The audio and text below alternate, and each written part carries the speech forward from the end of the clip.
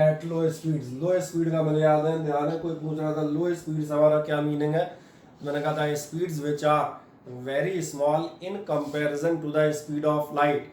और speed of light की जब आप बात करेंगे, जो आपकी स्पीड ऑफ लाइट है, स्पीड ऑफ लाइट से हम ध्यान रखना कंपैरिजन करते हैं, अगर इसके कंपैरेटिव स्पीड है तो फिर आप इसे लेते हुए जाते हैं रिलेटिविस्टिक स्पीड।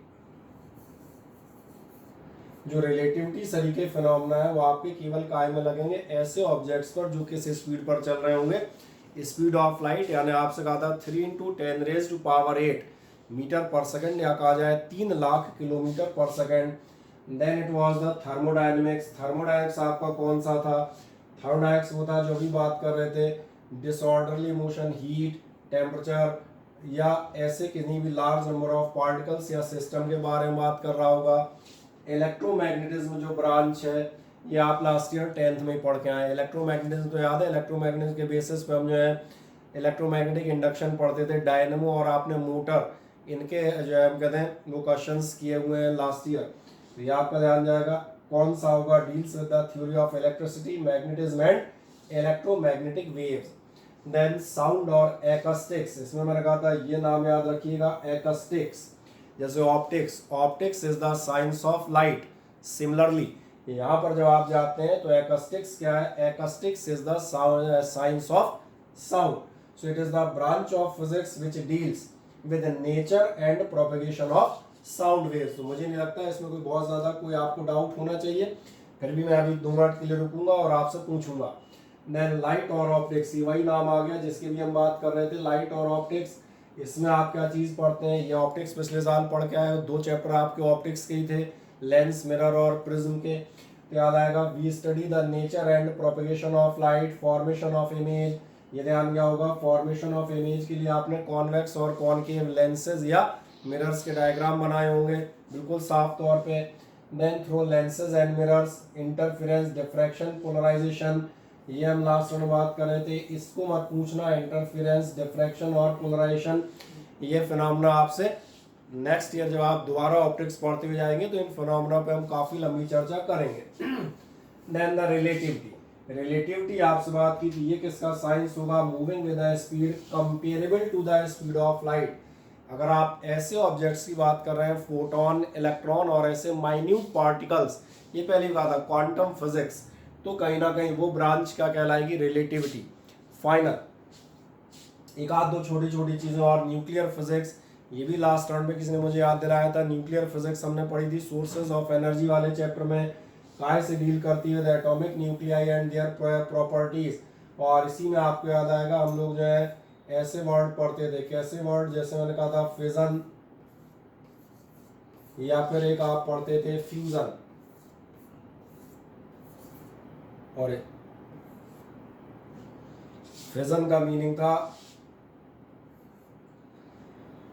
एक बड़े न्यूक्लियस का 2 पार्ट में ब्रेक होना और उससे आपका प्रोडक्शन ऑफ एनर्जी। और इसी तरह फ्यूजन क्या था? 2 लाइटर न्यूक्लियाई मिलके हेवियर न्यूक्लियाई बनेंगे, हाइड्रोजन टू हीलियम।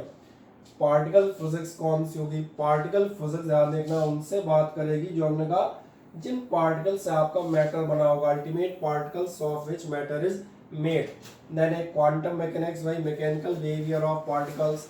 ये मैंने कहा जनरली ब्रांचेस ऑफ फिजिक्स की एक जनरल चर्चा थी कि आखिरकार हम पढ़ते क्या है। देन इन दोनों टॉपिक्स पर भी हमने काफी लंबी चर्चा की थी। कौन सा? यूनिफिकेशन और रिडक्शन। यूनिफिकेशन का मैंने बताया था बहुत सारे फिनोमेना एक सिंगल लॉ से अगर आपके डिटरमाइन हो जाते हैं, यानी यहाँ आपसे क्या कहा जाएगा, आपका लॉ कौन सा होगा? Single law. लेकिन ये क्या करेगा? तमाम सारे इवेंट्स को अगर डिस्क्राइब कर देता है, तमाम सारे आपके फिनोमेना को डिस्क्राइब कर देता है, तो ये यूनिफिकेशन है कि एक न्यूटन्स लॉ ऑफ ग्रेविटेशन ले रहे हैं छोटा सा, उससे सेब का गिरना भी एक्सप्लेन हो रहा है, उससे आपका मून का सैटेलाइट का मोशन भी हो रहा है, उसी से आपका जो है चीज़ों का आपस में इंटरैक्ट करना वो भी हो रहा है। तो इसका मतलब एक ही यूनिफिकेशन सिंगल लॉ क्या कर रहा है? तमाम सारे इवेंट्स को ले रहा है। देन रिडक्शन क्या था? रिडक्शन ये था कि अगर आप किसी बड़ी प्रॉपर्टी को स्टडी करने जा रहे हैं तो स्टडी ऑफ प्रॉपर्टी,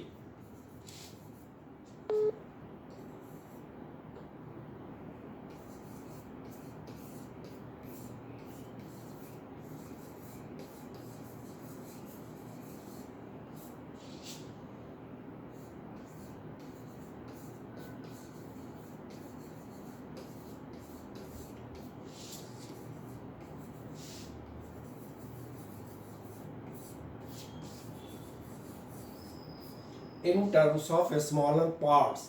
जैसे हमने कहा टेम्परेचर या हीट एनर्जी की हम बात करेंगे किसी गैस की, तो टोटल गैस का टेम्परेचर किस टर्मिनोलॉजी में लिया जा सकता है कि एक एक मॉलिक्यूल की काइनेटिक एनर्जी कैसी है, मॉलिक्यूल्स की काइनेटिक एनर्जी और उनके बिहेवियर के बेसिस पर हम पूरी गैस की थर्मल प्रॉपर्टीज डिफाइन करते हैं। तो ये रिडक्शन है कि पूरे सिस्टम को पढ़ने के लिए हमें एक एक को पढ़ना पड़ेगा। और इसी चीज़ को मैं आपको दिखाता हूँ जो मैं कल डिस्कस कर रहा था, आप डेफिनेशन अब आराम से पढ़ सकते हैं। क्या कहता था आपसे, यूनिफिकेशन का मतलब क्या होगा, attempting to explain diverse physical phenomena. Explain करना है हमें तमाम सारे अलग अलग डाइवर्स फिनोमेना को, लेकिन कैसे एक्सप्लेन करना है, इन terms of a few concepts या लॉज। कोई एक या दो लॉज के टर्म में तमाम सारे आप एक्सप्लेन कर दें। हाँ, कोई डाउट सर? जो इसकी लिंक थी इन दोनों की, प्रिंसिपल थ्रस्ट, उसका मतलब क्या है? एक मिनट, क्या चीज? तो हेडिंग थी प्रिंसिपल थ्रस्ट और कोएट्स, उसका मतलब क्या उसका है? मतलब basic approach, basic methods of the physics. आखिरकार फिजिक्स में आप किस अप्रोच से चलते हैं। बेसिक क्वेस्ट मतलब आप किस अप्रोच के थ्रू जा रहे हैं, ये क्वेस्ट का मीनिंग हुआ, सही ना। क्वेस्ट कहलाता है, क्वेस्ट का मतलब अगर आप डिक्शनरी में देखेंगे तो ये बताएगा वे ऑफ स्टडी या वे ऑफ फाइंडिंग समथिंग। जैसे हमें फिजिक्स में कहीं स्टडी करनी है तो हमारा रास्ता क्या हो, तो वो रास्ता बता रहा है क्वेस्ट वर्ड का मीनिंग है। एक्चुअली आप क्वेस्ट वर्ड के मीनिंग पे होंगे ना, तो मीनिंग है। तो ये मैंने कहा दो अप्रोचेस हैं, दो तरीके हैं पढ़ने के। या तो क्या करोगे, तमाम सारे कंसेप्ट को सिंगल लॉ से एक्सप्लेन करते चले जाओगे, तो ये जो मेथड है, ये जो अप्रोच है, ये अप्रोच क्या कहलाएगी, this approach will be known as the unification. ठीक है। अब जैसे मैं इसका एग्जांपल दे रहा था, जैसे आपको कहीं एग्जांपल देते हैं, the same Newton's law of gravitation, जो भी आपसे कह रहा था, can used to describe the motion of a falling body towards the earth. Body छूट गया है, motion of the moon around the earth and motion of planets around the sun. ये क्या है आपका यूनिफिकेशन ऑफ फोर्सेस, ये हमारा method of approach है। क्वेस्ट मतलब मेथड ऑफ अप्रोच, क्या हमने अप्रोच ली, क्या तरीका लिया। तमाम सारे फोर्सेस पढ़ने भी आगे बताऊंगा, जैसे कि इलेक्ट्रोमैग्नेटिक फोर्स आगे पढ़ाऊंगा तो एक खास बात बताऊंगा, तमाम सारे फोर्सेस हैं, सबको नहीं पढ़ना, वो सब फोर्सेस अल्टीमेट इलेक्ट्रोमैग्नेटिक फोर्स हैं। मतलब इलेक्ट्रोमैग्नेटिक फोर्स की प्रॉपर्टी पढ़ ली तो 6 फोर्स आपने अल्टीमेटली अपने आप स्टडी कर लिए। ये तो ये एक अप्रोच हुई कि भैया इसको पढ़ लो तो ये 6 चीज़ें एक साथ कवर हो जाएंगी, दैट इज द अप्रोच। तो ये क्वेस्ट का मीनिंग हो गया। क्या भी क्लियर होता है? हाँ ना, बताएं, क्लियर हो जाता है? ठीक। आए एक नेक्स्ट हम जाएंगे इसके बाद, ये जैसे न्यूटन का है, unified terrestrial and celestial mechanics showing that the same laws of motion and the law of gravitation apply to both of them.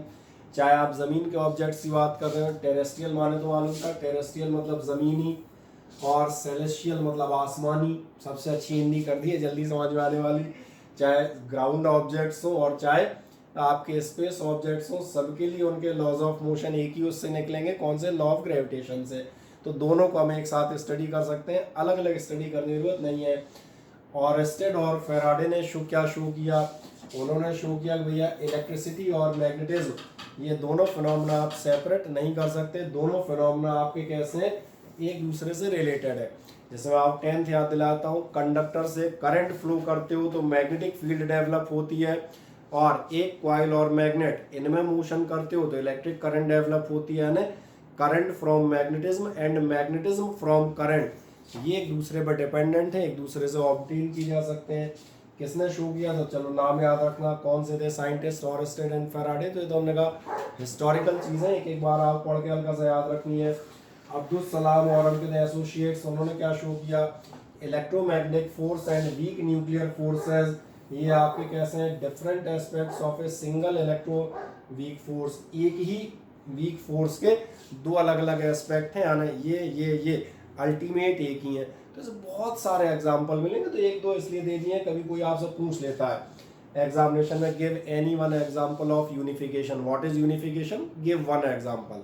ऐसे तुम कहोगे कितने एग्जाम्पल हैं, तुमने कहा फिजिक्स के इतिहास में ऐसे तुम्हें 5000 एग्जाम्पल मिल जाएंगे, तो हमें सब पर नहीं आना, क्योंकि जैसे जैसे हम फिजिक्स पढ़ेंगे धीरे धीरे अपने आप सामने आएगी। एक या दो आप इसलिए याद रखें, न्यूटन वाला या ऑरेस्टेड वाला या ग्रेविटेशन वाला, कि इन केस कोई आपसे पूछता है भैया यूनिफिकेशन है क्या, एक एग्जाम्पल बता दो, तो आप उस एग्जाम्पल को कहीं ना कहीं अपने उसमें कोट कर सकते हैं कि ये रहा इसका मीनिंग। अब ऐसे आपसे रिडक्शनिज्म भी बताया था। रिडक्शनिज्म का मतलब क्या था? Derive the properties of its constituent parts. किसी भी सिस्टम की प्रॉपर्टी जाननी है तो उसके पार्ट्स की प्रॉपर्टी देख लें। तो ये जो मैंने कहा था, जैसे पूरा एक हम कहते हैं जानना हो तो उसके छोटे से किसी एक हिस्से को स्टडी कर लो, उससे आपको अंदाज लग जाएगा कि इस टाइप से। जैसे क्या क्या कहता है, चलो यहीं से दिखा देते हैं, वो तो वही लिखा हुआ है। Properties of A bigger complex system from the properties and interaction of constituent small parts. ये अप्रोच अपने यहाँ वर्ड भी दिख जाएगा। क्वेस्ट, क्वेस्ट मतलब क्या था जो मैं बात कर रहा था? अप्रोच, तरीका। ये तरीका क्या कहलाएगा आपका? रिडक्शनिज्म कहलाएगा। और एक देखें अगर कोई एग्जांपल इसका आपको मिल जाता है, ये ला थर्मोडायनेमिक्स जो भी बात कर रहा था। Thermodynamics was developed to explain the macroscopic properties such as temperature या इंटरनल एनर्जी। इनको एक्सप्लेन करने के लिए, इनको समझने का साइंस जो था वो थर्मोडायनेमिक्स था। टेम्परेचर मैक्रोस्कोपिक प्रॉपर्टी है, बाहर होती है। मैक्रो मतलब जो दिखेगी, जिसे आप नाप सकते हो, थर्मोमीटर से टेम्परेचर नापा जा सकता है।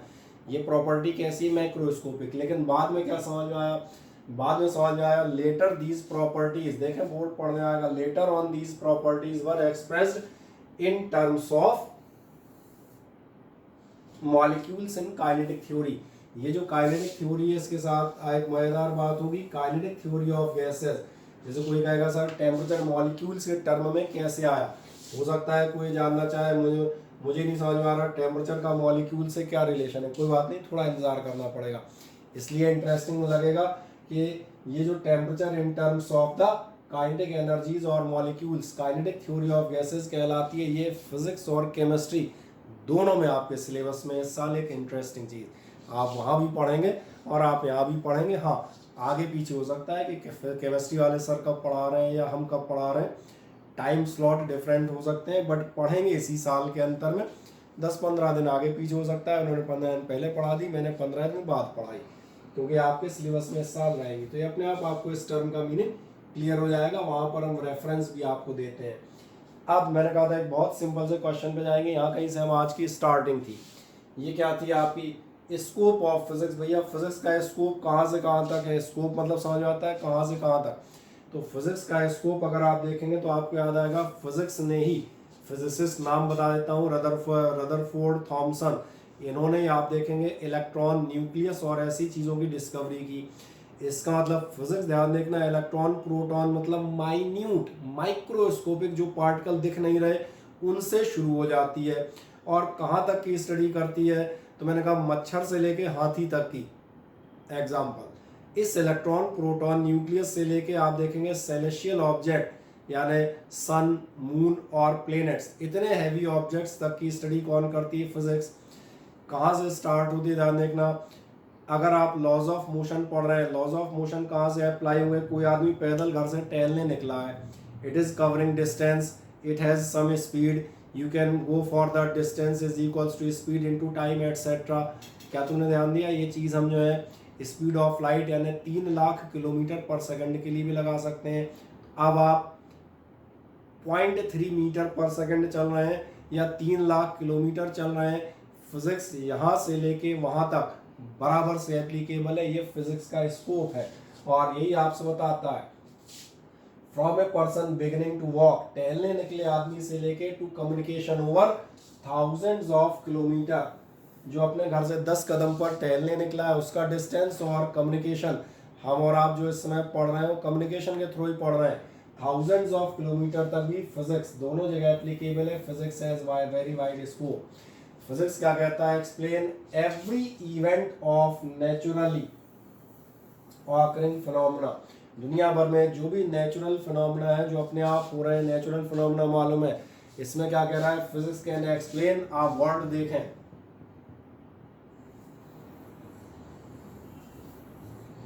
इसलिए इतना बोला किया है, ये समझ में आ जाए। Every occurring phenomena with A set of rules and principle of physics. Rules और फिजिक्स के प्रिंसिपल जिसे मालूम है, ठीक है, आपको मान सकते हैं अभी आप 11th में आए, अभी आपको फिजिक्स नहीं मालूम, आप सारी चीज़ें एक्सप्लेन नहीं कर लेंगे, लेकिन जिसे मालूम है वो सारी घटनाएं एक्सप्लेन कर लेगा। तो क्या हुआ है इसका मतलब? क्लियर है। Understanding can be achieved when we study one of the basic physical quantities mass. जैसे उसने बताया मास के बारे में पढ़ रहे हैं, कितना स्कोप है, we come across the values ranging from the minute masses like mass of an electron of the order of 10 raise to power -3 लिखा है, मैं इसको करेक्ट कर देता हूँ, it is 10 raise to power -31। ठीक है, वो -3 प्रिंट हो गया, इसको सही करेंगे, ये आपके पास शीट है उनमें भी आप इसको सही कर लीजिएगा। ठीक है, मैं यहाँ कर देता हूँ, ये कितना होगा -31 kg, 10 raise to power -31 kg का मीनिंग समझ में आ रहा होगा। इसका मतलब होगा आपका 0.1 2 3 4 5 6 7 8 9 10, अभी तो 10 ही हुए यार।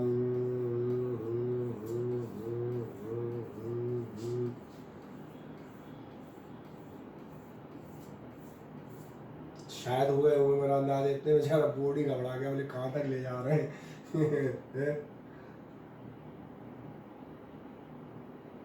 मैंने कहा आस पास कहीं ऐसे मेरे ख्याल 20-25 हो गए होंगे ऐसे समथिंग, कुछ भी डिजिट मान चलो 9 लिख देता हूँ।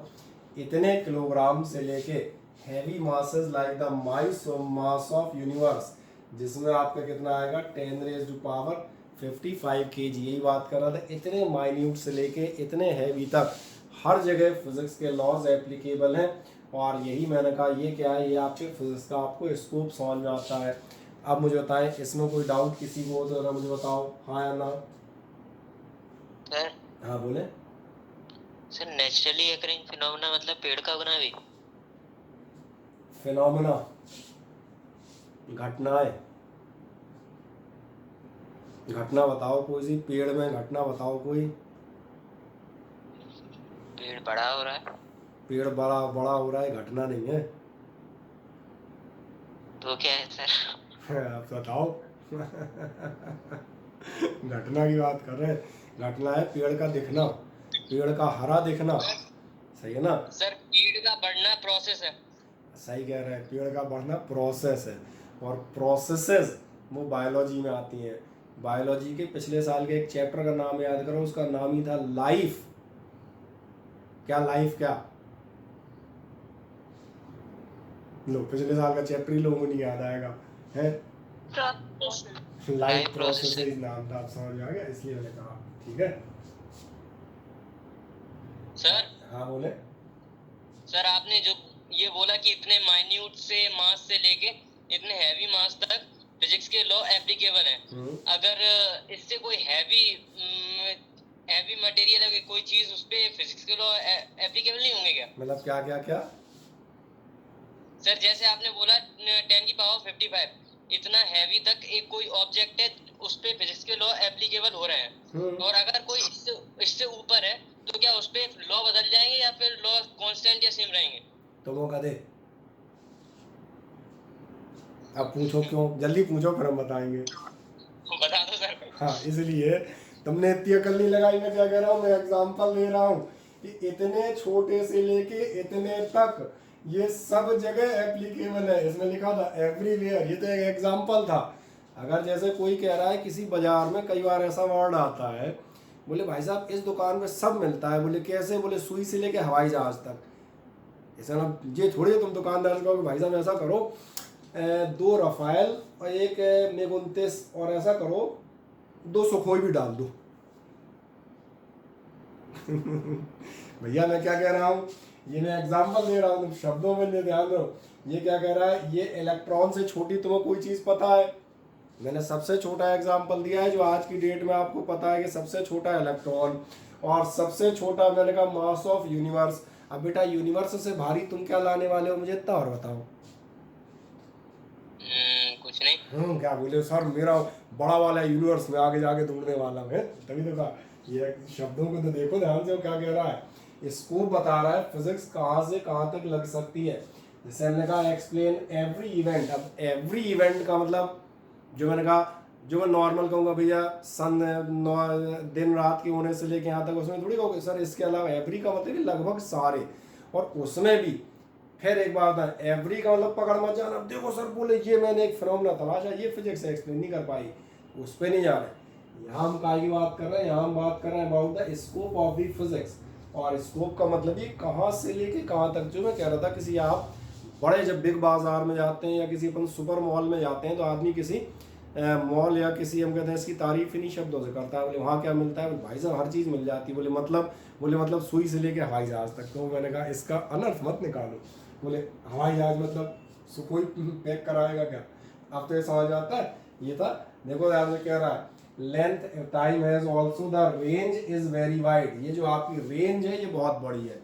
कितनी है? तो मैंने कहा वो फिर वहीं आओगे जब और आगे जाएंगे। अभी तो रिसर्चेस चल रही ना, यूनिवर्सिटी अपन ने कौन सा पूरा देखा है, उसके आगे देखेंगे तो वो भी अपने को क्लियर हो जाएंगे। सही है, इसलिए कहता है has the scope of physics can be understood easily only when we can classify the study of physics chiefly into 3 level. ये अब यहाँ से काम की बात बताते हैं, और इसमें से आधी चर्चा हम पहले भी कर चुके हैं, मैं बताऊँ। और जो चर्चा हम कर चुके हैं उसको मैं एक बार दोबारा याद दिला देता हूँ आपसे। कल से भी और आज भी हर बार 2 वर्ड आ रहे हैं, एक माइक्रोस्कोपिक एक मैक्रोस्कोपिक। इसलिए अब यहाँ पर और बताते हैं, एक्चुअल फिजिक्स की स्टडी आप 3 लेवल पे करते हैं। 3 लेवल कौन से होंगे वो भी तुम्हें समझ में आ रहा होगा। सिंपल समझो बात को, पहले कोई प्रिंसिपल या वो थोड़ी है, तो सिंपल इंट्रोडक्टरी बात कर रहे हैं अपन। फिजिक्स की तारीफ, फिजिक्स कितनी बेहतर है, कितनी अच्छी है, बस क्या कहेगा। 3 लेवल कौन से होंगे? 3 लेवल ध्यान देखना, बहुत बड़े, जैसे मैंने कहा हाथी के लेवल पे बात कर रहे होगे, ये मैक्रोस्कोपिक हो गया। फिर तुमने कहा सर चींटी के लेवल पे बात करें, मैंने कहा माइक्रोस्कोपिक हो गई। अब किसी आदमी ने कहा सर गधा क्या होगा, तो मैंने कहा वो मीजो, बड़ा, छोटा और एक बीच का। तो देखो ध्यान से, तो तीनों लेवल समझ में आएंगे। कौन से लेवल पे हम बात करते हैं? अगर आप 3 लेवल बात कर रहे हैं, पहला नजर आएगा आपको हमेशा से जो हम बात कर रहे हैं मैक्रोस्कोपिक लेवल। मैक्रोस्कोपिक लेवल काय पे डिपेंड करेगा? देखो ध्यान से, includes the study of basic laws natural several natural phenomena like gravitational force. ऐसी कुछ चीज़ों पर डिपेंडेंट है। जो कहाँ पर डिपेंडेंट होगी? ध्यान देखना, जो बड़ी चीज़ें जिन पे हम बात करें, लॉ ऑफ ग्रेविटेशन, हालांकि आप कहें ग्रेविटेशन छोटों भी लगता है वो सही है, लेकिन नॉर्मली नेचुरल जो हम फोर्स ऑफ ग्रेविटेशन लेंगे, चूंकि हम मैक्रोस्कोप या बड़े ऑब्जेक्ट से बात कर रहे होंगे तो ये उन पर लगेगा। तो ये कह रहा है gravitational export to bodies in the universe in mechanics, या quantities like pressure, volume, temperature etcetera. अब एक बहुत छोटी सी बात है, अगर प्रेशर या वॉल्यूम, माने चले कहीं आपको वॉल्यूम नापने की जरूरत पड़े, आपने ध्यान दिया जब भी हम किसी चीज़ का वॉल्यूम नापेंगे वो चीज़ कम से कम इतनी बड़ी तो होगी कि वॉल्यूम तुम नापो। मुझे नहीं लगता तुम कहीं भी 0.00003 मीटर क्यूब वॉल्यूम नापने जाओगे, कोई नहीं जाता। तो नॉर्मल जो हमने कहा प्रेशर, वॉल्यूम, टेम्परेचर है या ग्रेविटेशन सरी की चीज़ें हैं, इनको हम काय में रख के चलते हैं, इनको हम रख के चलते हैं मैक्रोस्कोपिक लेवल। मैक्रोस्कोपिक लेवल मतलब जो आपसे पहले ही कह रहा हूँ, बड़े विजिबल ऐसे ऑब्जेक्ट जिनको आप कह सकते हो ये और ये। समझ में आ रहा? अब इसके बाद जाओगे नेक्स्ट कौन सा देखेंगे, ऐसे ही दूसरे नंबर की स्टडी आपकी कौन सी आएगी? तो दूसरे नंबर पे आपकी आएगी माइक्रोस्कोपिक। माइक्रोस्कोपिक कौन सी होगी? जो मैंने आपसे एग्जांपल दिया था हाथी, अब चींटी। तो माइक्रोस्कोपिक ये भी पढ़ चुके हो level study, deals with the constitution and structure of matter at the level of atoms और न्यूक्लियाई।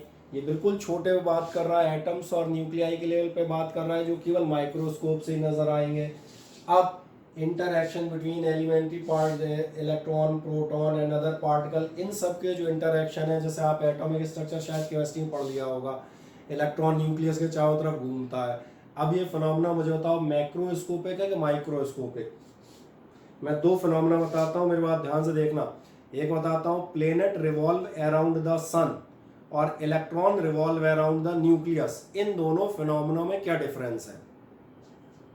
फर्स्ट वाला मैक्रोस्कोपिक है और पहला वाला मैक्रोस्कोपिक है, आप सही कह रहे हैं। और दूसरा वाला कौन सा है? दूसरा माइक्रोस्कोपिक है।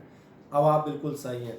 कुछ ऐसे होंगे जो ध्यान देखना एग्जैक्टली भी कह ही नहीं पाओगे, बड़ा या छोटा, कोई बात नहीं, हमने उनका भी इलाज निकाल दिया। उनका इलाज ये रहा। नहीं आया समझ में?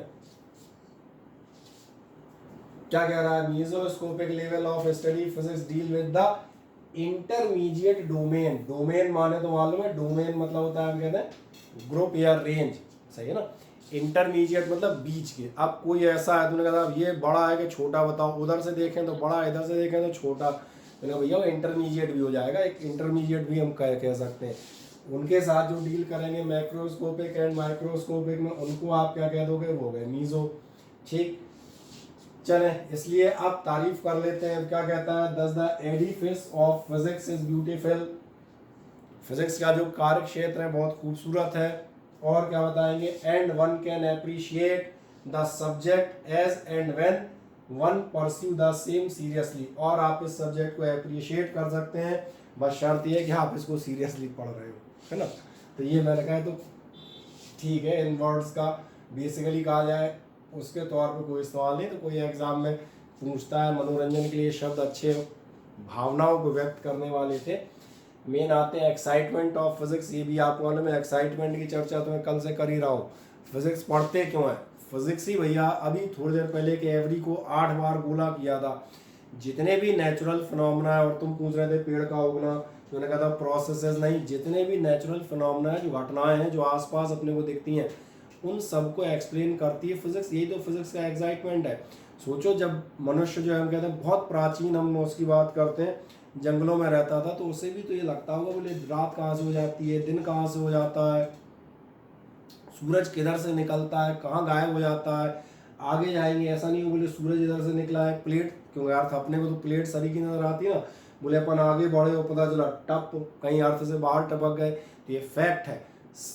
कभी आप हिस्ट्री या फिजिक्स की एंशियंट वो बुक्स पढ़ोगे, हिस्ट्री ऑफ द फिजिक्स, तो आपको नजर आएगा, ज्योग्राफी और इन सब में उल्लेख आता है कि जो पुराना आदमी था, पुराने से मतलब 100 साल पुराना नहीं, हजारों साल पहले जो मनुष्य था, वो अपने घर से दूर जाने से डरता था। और बाकियों को छोड़ो, मैं बता दूं, अपने खुद के हिंदू धर्म में समुद्र यात्राओं की मनाही थी।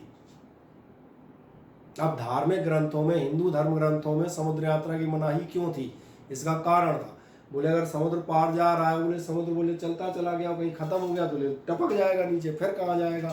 तो ये जो क्यूरियोसिटीज थी, इतना पानी कहाँ से आता है, समुद्र में तो ध्यान है हाई टाइड और लो टाइड होती है, आदमी देखता सकता, कभी पानी चढ़ जाता है उतर जाता है, बोले होता क्या है। ये जितने एक्साइटमेंट है, और ध्यान रखना ये एक्साइटमेंट हम बता दें इंटरेस्टेड लोगों को नहीं होते हैं, आलसियों को नहीं होते, वो घर में पड़े सोते रहते हैं, बोले बाढ़ जाए हो रहा है अपन सेफ है। उसकी जब हम एक्साइटमेंट की बात कर रहे हैं, यही आप देखेंगे क्या एक्साइटमेंट बता रहा है।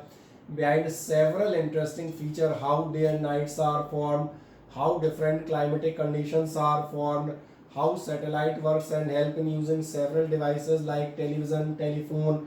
अब ये आज का एक्साइटमेंट हो गया। आज का एक्साइटमेंट क्या हो सकता है कि आप मोबाइल यूज़ कर रहे हैं, कोई आपसे छोटा बच्चा हो सोचेगा यार मोबाइल काम कैसे करता है, इसमें ऐसा क्या है कि सामने वाला वहाँ से आवाज़ देता है और हमें इसमें आवाज़ आने लगती है, दैट में भी है ना एक्साइटमेंट।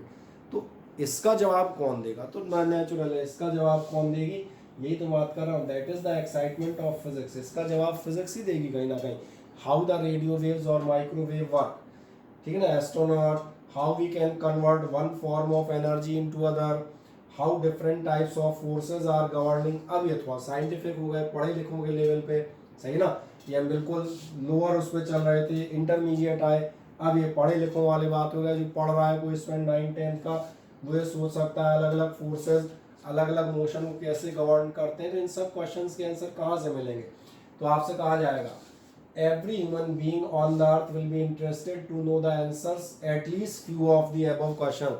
हर आदमी जो हम कहते हैं जमीन पे जिंदा है, वो इनमें से सारे नहीं तो कम से कम एक आध दो क्वेश्चंस के आंसर तो उसे लगते होंगे यार ये कैसे होता है, समझ में नहीं आ रहा। तो डेफिनेटली उसने क्या कहा, physics is the subject which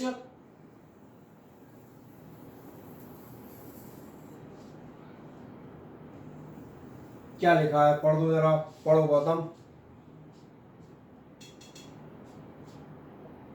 Which answers them naturally, the study of physics will be exciting। मतलब एक्साइटमेंट हो सकता है, एक्साइटिंग होगी, लेकिन ध्यान रखना मैंने कहा ना, व्यक्ति व्यक्ति डिपेंड करता है। जो जानना चाहता है उसके लिए एक्साइटिंग है, जो नहीं जानना चाहता है, जो घर में सोना चाहता है उसके लिए एक्साइटिंग नहीं है। लेकिन ऐसा कोई आदमी से लगता है यार ऐसा कैसे हुआ, बहुत सारे लोगों घर में शौक होता है, तो यहाँ देखना तुम में से कई लोग ऐसे होते हैं घर में, बता दें बचपन में याद होगा खिलौने खोल डालते थे, बोले इसमें ऐसा क्या होता है कि इसमें जो हम कहते हैं इसकी मुंडी हिलती है या ये बस की लाइट जलती है, ऐसा क्या है, इसमें तो एक्साइटमेंट है। ये हो भी सकता है और नहीं भी हो सकता। हाँ, जिनमें है वो आप देखेंगे कुछ ना कुछ सीखते हैं। म्यूज़िक आप देखना जो लोग सीखते हैं वो भी एक्साइटमेंट से, जैसे उन्होंने किसी को बजाते देखा गिटार, उन्हें भी लगता है यार ये तारों पे ऐसा क्या टुन टुन टुन टुन करता रहता है, कितनी अच्छी आवाज़ निकलती है, हम भी ट्राई करें क्या। अगेन ये एक्साइटमेंट हो सकता है और नहीं हो सकता, तो ये मत कहना सर हमें नहीं है या हमें है, ये हम बात नहीं कर रहे। मैंने कहा इसलिए फिजिक्स एक्साइटिंग है। ठीक, अब नेक्स्ट आप जाएंगे, तमाम सारी चीज़ें बताई जाएंगी। क्या बताऊंगा, जैसे किन के लिए होगा, in spite of the wide range and complexity of physical phenomena. Physical phenomena wide range है, दुनिया में हजारों लाखों करोड़ों टाइप की घटनाएं होती हैं, कॉम्प्लेक्स भी होती हैं। अर्थक्वेक आता है तो मालूम है अर्थक्वेक का एक्सप्लेनेशन इतना आसान नहीं है। अपन अर्थक्वेक, कोई पूछे अर्थक्वेक कैसे आया, अपन सिंपल कहते हैं वो क्या है, शेषनाग जो है वो धरती को अपने फन पर धारण किए हुए थे, थोड़ा थक गए थे तो उन्होंने ऐसे ऐसे कर लिया। ये नानियाँ या दादियों का एक्सप्लेनेशन ईजी था, तो मालूम it is a complex phenomena, इतनी आसानी से नहीं होगा। तो क्या होगा, ये कह रहा है it is quite exciting that these phenomena can be analyse. आज की डेट में कम से कम आप इस फिनोमेना को एनालाइज कर सकते हैं। सिस्मोग्राफ की हेल्प से आप ये पता लगा सकते हैं, भैया रिक्टर स्केल पे सुने होंगे नाम, रिक्टर स्केल 6.7 5.4 इस इंटेंसिटी का अर्थक्वेक था, या इस इंटेंसिटी का अर्थक्वेक ऐसा कर सकता है, जिसलिए मैंने कहा कॉम्प्लेक्स फिनोमेना लिया। मैंने कहा can be analysed and understood in terms of few universal laws. Few universal laws कैसे, जब आप लास्ट में इसी साल पढ़ते आएंगे तो आपको वेव्स पढ़ाई जाती हैं, लास्ट के आपके टॉपिक हैं, उसमें कहा जाएगा ये वेव कहलाती है शॉक वेव्स। तो शॉक वेव्स का क्या नेचर है, क्या बिहेवियर है, कैसे इन्हें प्रेडिक्ट कर सकते हैं एक्सेट्रा। ये कॉम्प्लेक्स फिनोमेना था, लेकिन फिजिक्स कहीं ना कहीं से थोड़ा बहुत एक्सप्लेन करने में सक्षम है आज की डेट में। कुछ पीपल क्यों एक्साइटमेंट फील करेंगे, carrying out new challenging experiment. कुछ लोगों को न्यू चैलेंजिंग एक्सपेरिमेंट्स करने का शौक होता है, इसलिए उन्हें हम बता दें एक्साइटमेंट होगा। न्यू चैलेंजिंग एक्सपेरिमेंट क्या होते हैं, जैसे तुमने याद दिया होगा कई लोग नई नई चीज़ें बनाते हैं, फिर मैंने कहा कुछ को होता है कुछ को नहीं होता, तो जिन्हें नया कुछ बनाने का लग रहा है बोले यार ऐसा, तो उन्हें फिजिक्स लगेगी।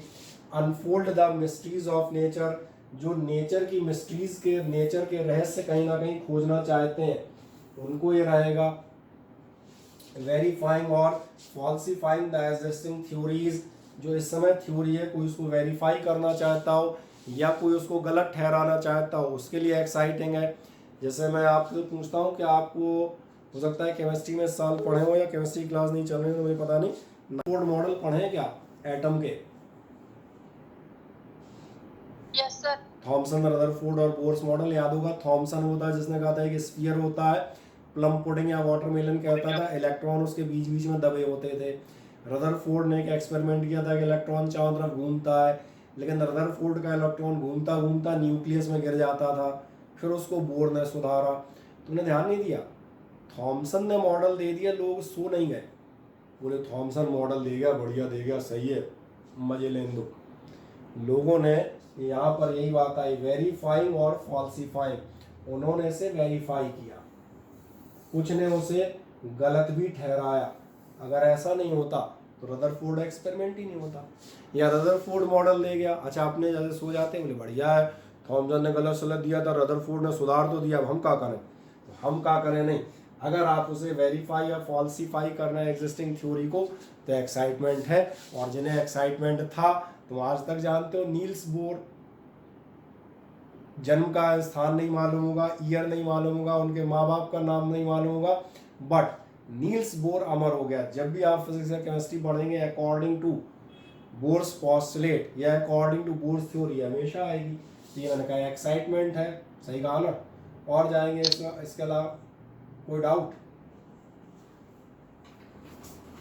और मैंने कहा था जो फिजिसिस्ट हैं, फिजिसिस्ट मतलब फिजिक्स को पढ़ने लिखने वाले, get great satisfaction when they develop technologies, जब वो टेक्नोलॉजीज को डेवलप करते हैं तो उन्हें सेटिस्फैक्शन भी मिलता है। अगर ऐसा नहीं होता तो सोचो तुम्हारे हाथ में मोबाइल नहीं होता, तुम्हें से किसी ने एक 10 साल पुराना मोबाइल देखा है? 10 साल कहते और 7-8 साल पुरानी मान लो, 7-8 साल पुराना मोबाइल इतना बड़ा आता था, मोटा भारी भरकम सा मोबाइल, बात करने में काम में आता था, जरूरत पड़ जाए तो खोपड़ी फोड़ने में काम में आता था। और उसमें आप देखेंगे छोटी सी ब्लैक एंड वाइट स्क्रीन होती थी, बाद में ब्लैक एंड वाइट स्क्रीन जो आप देखेंगे उसमें कन्वर्ट हुई कलर्ड स्क्रीन में। फिर आप देखेंगे उस बाद कीपैड ख़त्म हुआ, अब स्क्रीन ही स्क्रीन हो गई, कीपैड ही गायब हो गए। तो ये क्या है? ये तुम्हारा ध्यान जाएगा जो हम यहाँ कर रहे थे,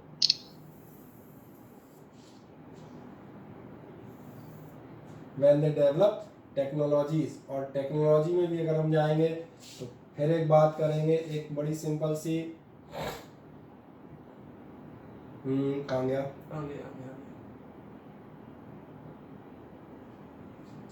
जब टेक्नोलॉजी डेवलप कर रहे होगे, पहले कैमरा होता था, फ़ोन नहीं होता था, कैमरा अलग होता था, फ़ोन अलग होता था, फिर फ़ोन और कैमरा एक हो गए।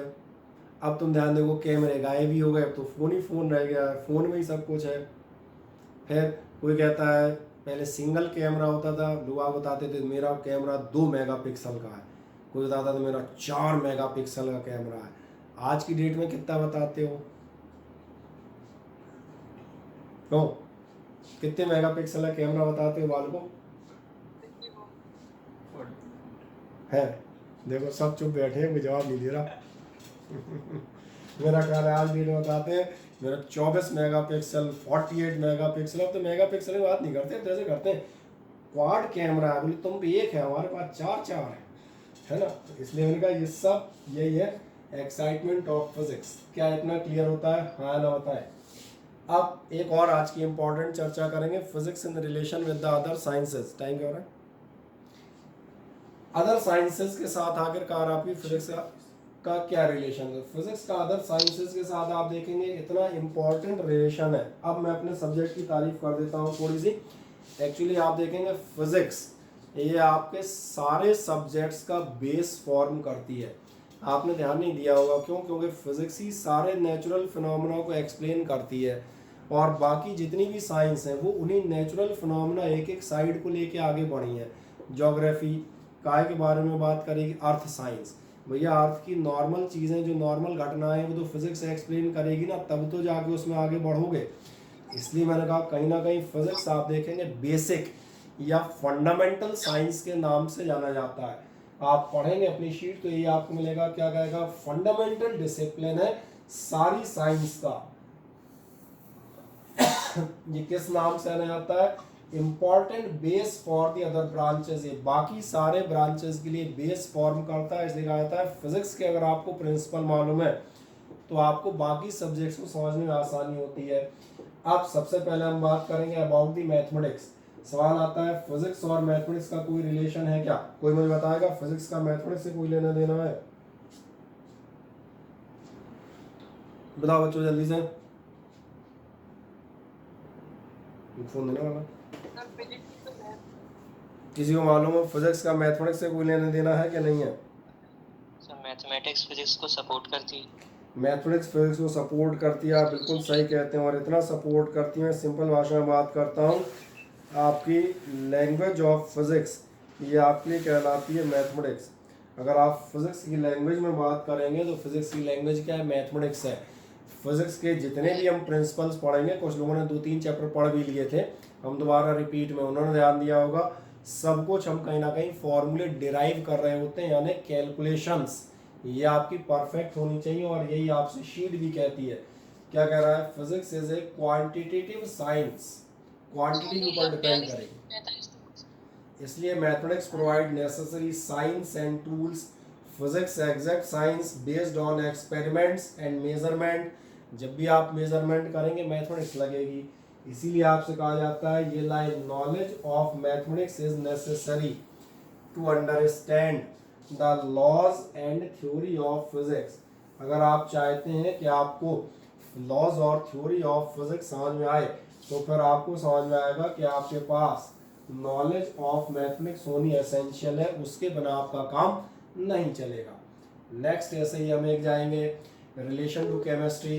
केमिस्ट्री में ध्यान देखना, केमिस्ट्री के डेवलपमेंट में पूरा हाथ फिजिक्स का है। मैंने अभी तुमसे रदरफोर्ड और थॉमसन कहा था, तुम भूल गए? ये फिजिसिस्ट थे।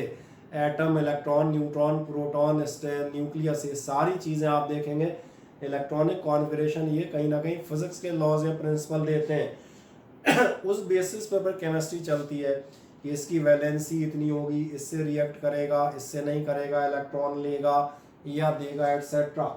इसका मतलब आप देखेंगे क्या हम कह रहे हैं, laws and techniques of the physics are widely used in chemistry. Example के लिए structure of atom, structure of, जब आप एटम पे जाएंगे तो स्ट्रक्चर ऑफ एटम आपको नजर आएगा, वो क्या है, has explained the arrangement of elements in the periodic table. जो आपका स्ट्रक्चर ऑफ एटम वो फिजिक्स से मिलता है, इसी से आप पता चलता है टेबल, पीरियोडिक टेबल में हमें एलिमेंट्स कहाँ रखने हैं और उनकी प्रॉपर्टीज क्या होंगी। एक्सरे और neutron diffraction are the results of researches in physics which help in explaining the complex chemical structure. जो भी आपके कॉम्प्लेक्स केमिकल स्ट्रक्चर है, हो सकता है आप में से कोई लोग केमिस्ट्री के तीसरे चौथे चैप्टर तक पहुंचे तो आपको नजर आएगा उसमें जो है एटम्स, उनकी overlapping, hybridisation, S orbital, P orbital, सभी की महान बातें दी हैं।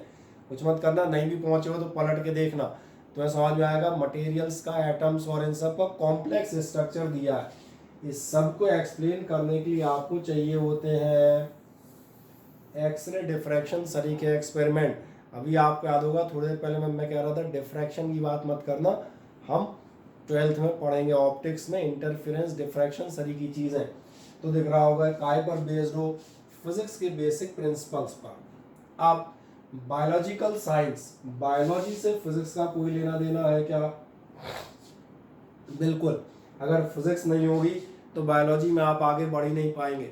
मैं एक सिंपल एग्जांपल लेता हूँ, लास्ट टर्म में भी हमें बात कर रहे थे। अगर आप स्टार्टिंग कर रहे हैं, आपको एक सेल स्टडी करनी है, सेल स्टडी करने के लिए आपको माइक्रोस्कोप चाहिए which is based on the lenses, that means the principle of optics. Optics तो याद है ना, साइंस ऑफ लाइट। दूसरी बात आप देखें, अगर आपके सामने मान चले आप डॉक्टर हैं, कोई पेशेंट आता है, आपको टेम्परेचर लेना है, कैसे लोगे टेम्परेचर जरा बताओ? थर्मोमीटर से लेंगे, सही कह रहे हैं। तूने ध्यान दिया, थर्मोमीटर का प्रिंसिपल फिजिक्स है। मरकरी भरा होता है लिक्विड विद द हीट, इस मरकरी में एक्सपेंशन होता है।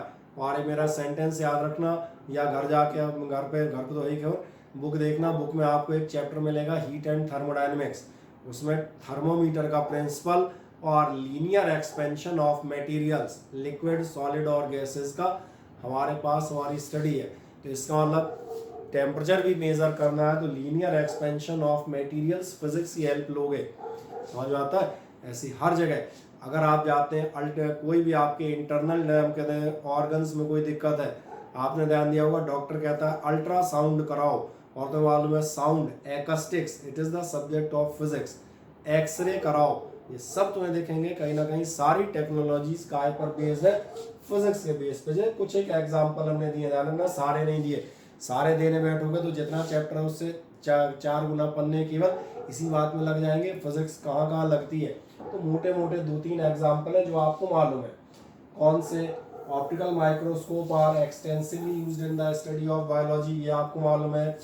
Electron microscope is used to study the structure of cell. X ray and neutron diffraction techniques are used to study the structure of nucleic acid. Structure of nucleic acid, nucleic acid की जो पता है कि क्या होती है? कोई बायोलॉजी लियो तो फुर्ती से बताओ। है न्यूक्लिक एसिड नहीं मालूम? न्यूक्लिक एसिड आपकी 2 आती हैं, इनमें से एक आपकी कहलाती है, अरे आरएनए, और आरएनए, हाँ, और एक कहलाती है आपके लिए डीएनए।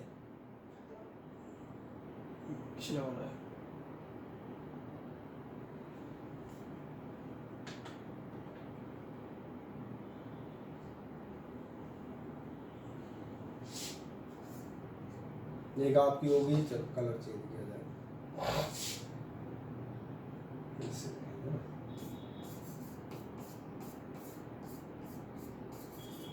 एक रहेगी आपकी आरएनए और दूसरी कहलाती है डीएनए। डीएनए का नाम हम लोगों ने 9th-10th में पढ़ा होता है। 10th में वो रिप्रोडक्शन, हेरिडिटी वगैरह चैप्टर पढ़ रहे थे, उसमें न्यूक्लिक एसिड का आता है। लेकिन इन सब की स्टडी के लिए आप क्या लगाते हैं? एक्सरे और न्यूट्रॉन डिफ्रैक्शन टेक्निक। यानी पढ़ना डीएनए चाह रहे हो, पर पढ़ने के लिए आपको फिजिक्स की हेल्प की ज़रूरत है। Controls vital life processes, ultrasound is used to detect serious diseases inside the body. ये आपको मालूम, अल्ट्रासाउंड आपको ये तो अभी बता ही रहा था लगता है।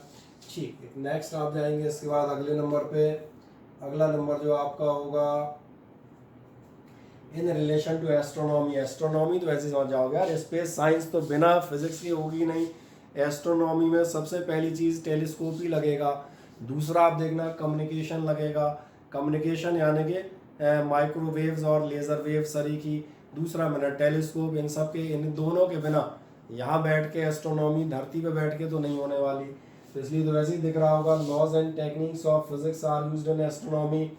Astronomical telescopes are used to study the motion of planets.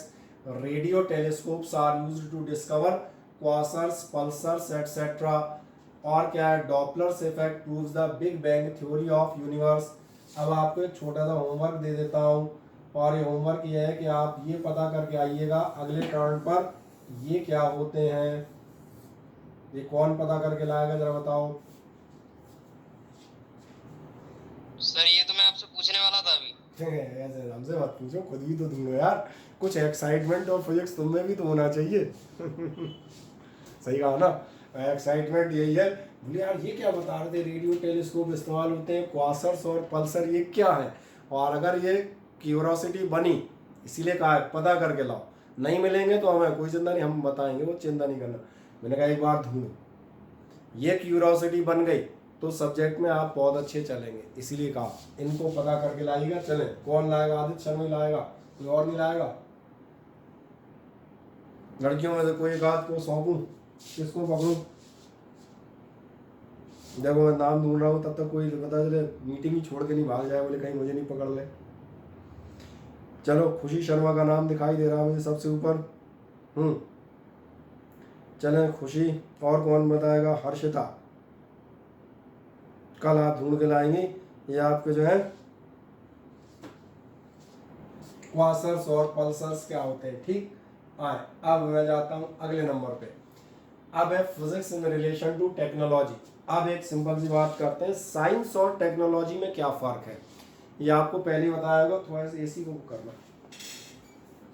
Science और टेक्नोलॉजी कुछ नहीं है। साइंस का मतलब होता है बेटा जो प्रिंसिपल्स हैं उनको अगर आप पढ़ रहे हैं तो ये साइंस है। जैसे मैं एक सिंपल एग्जांपल बता दूं, 2 मिनट की बंद कर दो। साइंस में जैसे हमने पढ़ लिया कि अगर आप पास लेंसेज हो तो आप उनसे की हेल्प से इमेज बना सकते हैं। लास्ट ईयर की बात कर रहा हूँ, ऐसा एग्जांपल दे रहा हूँ जो आपको आसानी से समझ में आए, which have studied by you in 10th। उसी एग्जाम्पल ले रहा हूँ, बड़े एग्जाम्पल्स नहीं लूँगा। 10th में हमने 10th तक भी साइंस पढ़ी है। हमने पढ़ा था लेंसेज के आगे अगर ऑब्जेक्ट रखा जाए तो एक लार्ज साइज इमेज ऑब्टेन की जा सकती है। ये साइंस है, की जा सकती है, ये फैक्ट है, ये प्रिंसिपल प्रूव्ड है, एवरीथिंग इज देयर। अब सवाल ये आता है कि अगर कोई आदमी हम में से इन लेंसेज को उठाकर ऐसा एक डिवाइस बनाता है जिसकी हेल्प से वो एक बड़े छोटे से ऑब्जेक्ट की बड़ी इमेज देख रहा है, ठीक है, आगे चल के हम उसे माइक्रोस्कोप कह देंगे, तो मैंने कहा ये टेक्नोलॉजी है। टेक्नोलॉजी का मतलब ये कि जो साइंस में हमने प्रिंसिपल्स पढ़े थे उनको क्या हम प्रैक्टिकल में अप्लाई कर सकते हैं या नहीं। अगर प्रैक्टिकल अप्लाई करके तुम कुछ ऐसी चीज बना रहे हो जो यूजफुल है, जो सामने आ रही है, तो ये आपकी टेक्नोलॉजी है। तो मुझे बताएं साइंस और टेक्नोलॉजी का रफ मीनिंग समझ में आता है, हाँ या ना। बताएं फुर्ती से, बाल को जवाब दें। अरे कोई जवाब नहीं दे रहा बेचारा। रूपांशी भदौरिया, समझ में आता है साइंस और टेक्नोलॉजी का अंतर।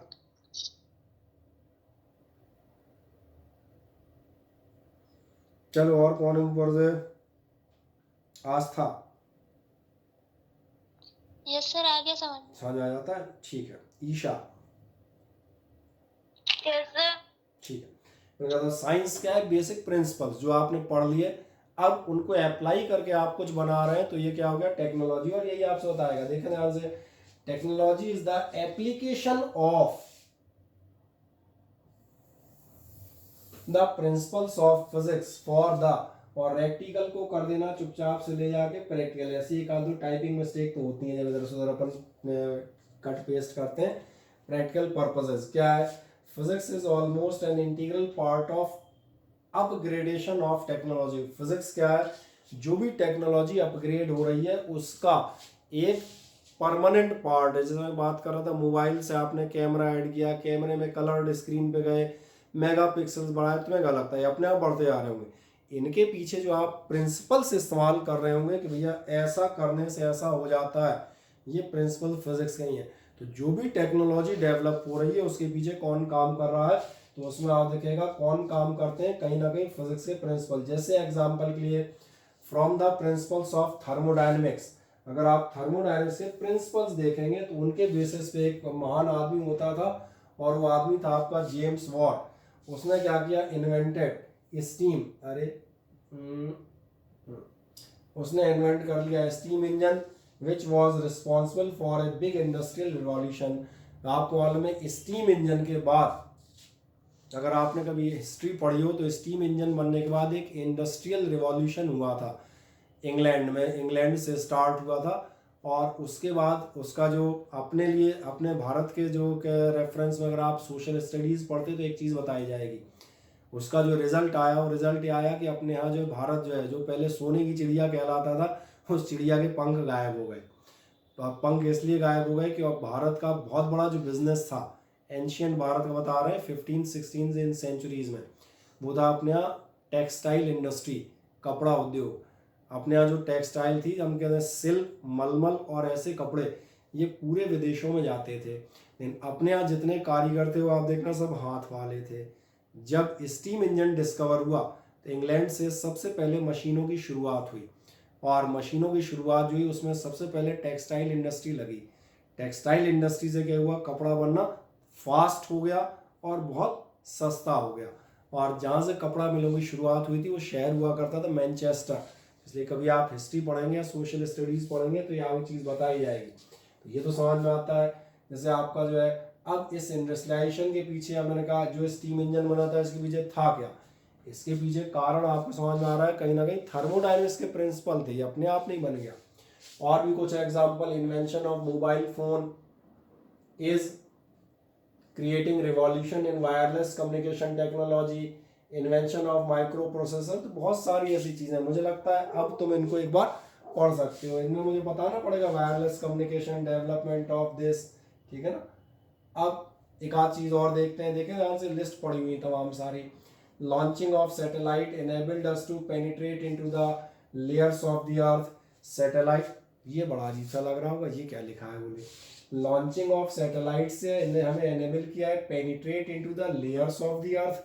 अर्थ की लेयर्स में पेनिट्रेट करने के लिए कोई मुझे इसका मतलब समझाएगा क्या?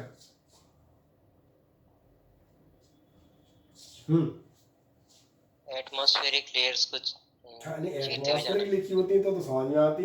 ये कह रहा है सैटेलाइट किया लॉन्च, उसने एनेबल किया हमें पेनिट्रेट, मारने वाले में धंसना, penetrate into the layers of earth. इसलिए मैंने तब मार्क किया। देखो ध्यान से, सेंटेंस कुछ गड़बड़ है क्या? ऐसा नहीं लग रहा कुछ उल्टा लिखा है?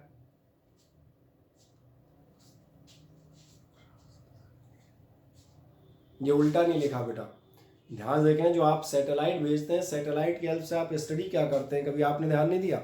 मैं बताता हूँ सैटेलाइट की जो सिंपल स्टडीज़ हैं उनमें से एक दो बताता हूँ। अभी कभी टीवी देखो, सुशांत सिंह के अलावा एक और न्यूज़ चल रही होती है, वो चाइना पे बताते हैं कि चाइना के टैंक की पोजीशन यहाँ पर है। सैटेलाइट फिगर्स से ऐसा दिखा है कि यहाँ पर तंबू गड़े हैं या यहाँ पर गाड़ियों की आवाज़ आई है। तुम्हारा ध्यान जा रहा है?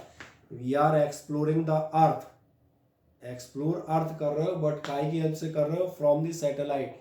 इसलिए कह रहा है सैटेलाइट ने हमें क्या किया है, अर्थ की लेयर्स में धंसने का चांस दिया है। दूसरे नंबर बताता हूँ, फ्लड्स आ जाए, बाढ़ आ जाए। इसलिए मैं सारे एग्जाम्पल भी दे रहा हूँ जो करंट में टीवी पे दिखते हैं। बाढ़ आ जाए तो आप देखना सैटेलाइट पिक्चर से पता चलता है कहाँ पर बाढ़ आई, कितना एरिया डूबा हुआ है, कौन सा पुल बह गया। क्योंकि कौन सा पुल बह गया, मुझे नहीं लगता तुम पहले गाड़ी लेके जाओगे, अच्छा ये वाला पुल बह गया, ये पुल बहना बेहतर है आप सैटेलाइट इमेजेस से देख लें। तीसरा ध्यान देखना, जो अर्थ में आपके मिनरल्स हैं, यानी हमने कहा मिनरल्स लास्ट ईयर सुने होंगे, बॉक्साइट, हीमेटाइट, आयरन, एल्यूमिनियम एटसेट्रा के, इनके लिए भी जो स्टडी की जाती है, जो एक बार कहता है जियोलॉजी, ये स्टडी भी आप देखना कहाँ से की जाती है, फ्रॉम द सैटेलाइट। ये समझ में आता है, इसलिए मैंने सेंटेंस को लिखा, नहीं तो कोई बाद में पढ़ता तो यही सोचता था बोले सैटेलाइट तो ऊपर जाता है और ये कह रहे हैं अर्थ की लेयर्स में घुस रहे हैं, बोले उल्टा कहाँ जा रहा है। एक्चुअली सैटेलाइट ऊपर से इन सारे फॉरेस्ट टाइप खेतों में कई बार आप देखना फसलों में बीमारियां फैलती हैं। या अभी तूने ध्यान दिया हो कोई अभी शायद महीने और पहले अपने टिड्डियां आई थी, किसी को पता है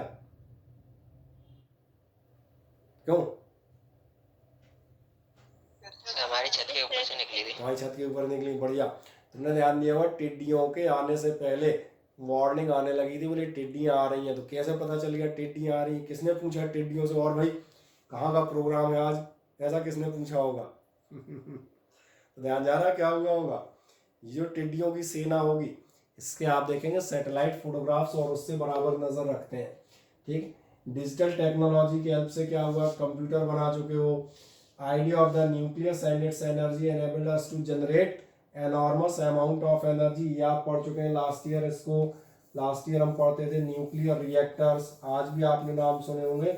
न्यूक्लियर रिएक्टर्स की हेल्प से हम एनर्जी डेवलप करते हैं। फिर क्या कह दिया, दीज आर फ्यू एग्जाम्पल्स, थोड़े से एग्जाम्पल्स हैं हजारों लाखों में से कुछ।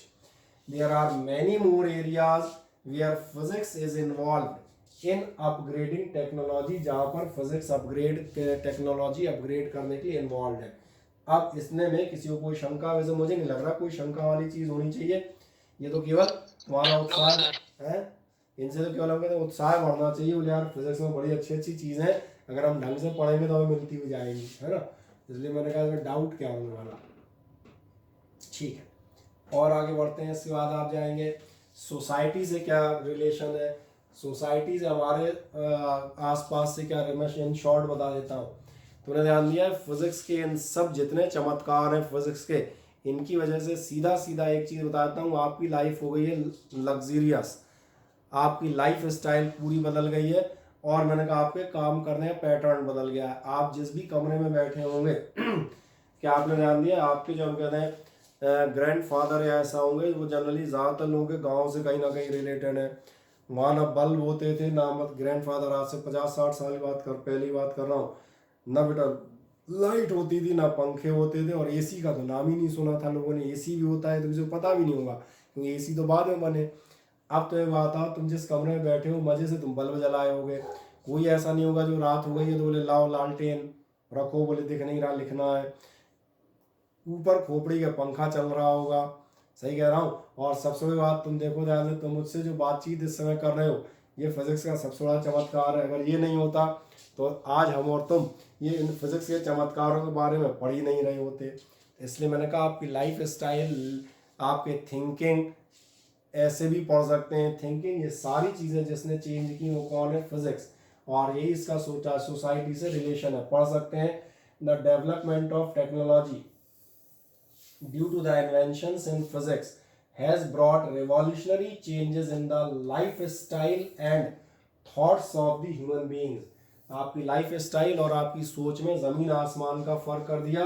The contribution of physics in the fields of education, agriculture, industry, medical science, etc. is unforgettable. इसको आप भूल ही नहीं सकते। अभी पीछे डिस्कस भी कर रहे थे।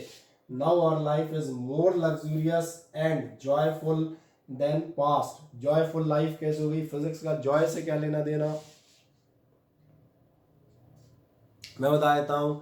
अभी तुम जो क्लास के नाम पे मोबाइल लिए हुए हो और क्लास खत्म होते ही तुम जो पबजी खेलोगे, वो जॉय जो है वो तुम्हारा काय की बदौलत है, फिजिक्स की बदौलत है। अरे पबजी बैन हो गया बेटा, तुमने उसके सारे ऑल्टरनेट खोज लिए होंगे। पबजी नहीं तो कोई और सब्जी तुमने अब तक चालू कर लिया होगा, है? कैसी बातें करते हो? चलो, physics has tried to help the human kind to develop ideas. तो ये जनरली हमें समझ में आते जाते हैं। और बढ़ता हूँ, development of telephone telegraph enables us to transmit messages in instantly. Message एक जगह दूसरे जगह पहुंच जाते हैं। Development of radio television satellites have revolutionise the means of communication. इसमें मुझे क्या समझाना पड़ेगा, वैसे ही पढ़ लो। ये तुमने एक वंडर ऑफ साइंस वाला ऐसे लिखा होगा, बेनिफिट्स ऑफ साइंस, ऐसा पिछले सालों में होगा ये पूरा। Advances in electronics, computers, lasers have greatly enriched the society. Lasers making bloodless surgeries. ये सबको मालूम होगा। आज की डेट में बहुत सारी जो सर्जरी हैं वो काय की हेल्प से होती हैं, लेज़र की हेल्प से होती हैं। रिजल्ट बहुत ज़्यादा काट पीट चीर फाड़ नहीं होती। सर्जरीज लगभग कैसी हो जाती हैं, ब्लडलेस, ये मेडिकल साइंस में महान काम हुआ। Space crafts have enabled us to get more and more information about other planets. Microelectronics, superconductivity, alternative sources of energy, nuclear energy have entirely changed the thinking of the people. Micro जिसकी आप बात कर रहे हैं, यही mobile, computers etcetera micro electronics में आते हैं। ये समझ में आ रहे होंगे, ये सारी चीज़ें कहीं ना कहीं आपकी लाइफ को चेंज करने में सक्षम है। और आगे बढ़ेंगे, अब देखते हैं, ध्यान देखना, अब एक चीज आप सेल्फ पढ़ेंगे, इस पे मैं बहुत ज्यादा चर्चा नहीं करूंगा। ये एक चीज हल्का सा आपको देख के याद रखनी है, इन पे धीरे धीरे, क्योंकि समझाने वाली चर्चाएं अगले दिनों में आएंगी। जैसे एरोप्लेन किस पे काम करता है, अब आप कहेंगे एरोप्लेन जो है बर्नौलीज प्रिंसिपल पे काम करता है, तो सवाल यह आया कि जो बर्नौलीज प्रिंसिपल है क्या है, तुम यहाँ ये पूछोगे तो मैंने कहा ये जल्दी बताया ही नहीं जा सकता भैया, ये तो पूरी फिजिक्स लिखी हुई है। एरोप्लेन जैसे बर्नौलीज प्रिंसिपल पे काम करता है, कंप्यूटर जो है डिजिटल लॉजिक सर्किट पे काम करते हैं। ये टेबल इसलिए दिए, कभी कभार आपके एग्जामिनेशन में 1 या 2 नंबर में पूछे।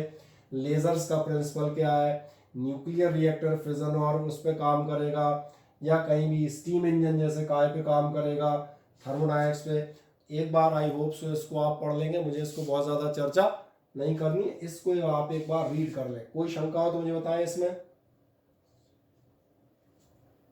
गुरुवार को कोई क्वेश्चन हो तो पूछ लो पहले।